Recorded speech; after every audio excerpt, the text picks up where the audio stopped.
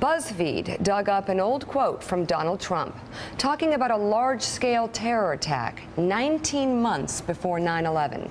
In his 2000 book, The America We Deserve, Trump wrote, "I really am convinced we're in danger of the sort of terrorist attacks that will make the bombing of the 1993 Trade Center look like little kids playing with firecrackers." We're told that a shadowy figure with no fixed address named Osama Bin Laden is public enemy #1, and U.S. jet fighters lay waste to his camp in Afghanistan.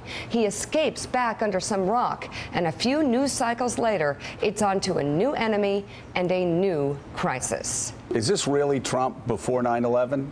Have you read this? He basically predicted the attacks from Osama Bin Laden. Hey, Donald, it's hard to believe. in the year 2000, Donald, you considered running for president. If you had done that and if you had been successful, what do you think you'd be doing right now?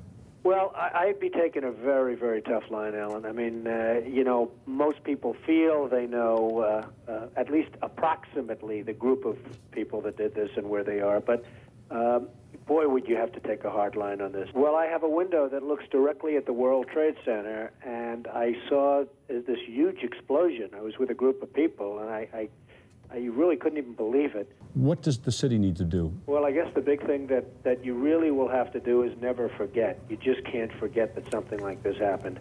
I was so disappointed when they closed the stock exchange, but of course, at some point, you had no choice, when they initially announced it was closing, because you want to just say, the hell with it, you're going forward, nothing's going to change. But the fact is something has changed very dramatically. You see these buildings, these two buildings, whether you love them or don't love them, they were a great part of the skyline. And then when you look at the skyline after 2001, and you're going to see a skyline without these two buildings, you're going to say, what happened? When you show your children or your grandchildren in years to come what New York looked like in the year 2000, and then what New York looked like just a year later, they're going to say, what happened? Well, I've never seen anything like it. I've seen two huge 110-story buildings that are reduced to rubble, thousands and thousands of lives. I just got to see something that I've never seen before.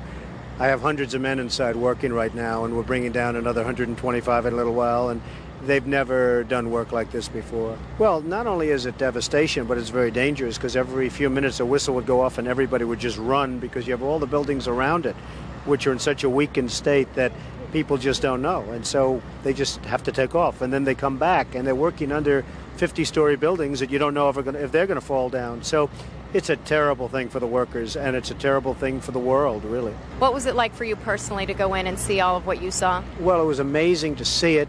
It was a very depressing scene, but I'll tell you what, you really can take heart. These firemen and policemen and the construction workers equally, the courage they have is unbelievable.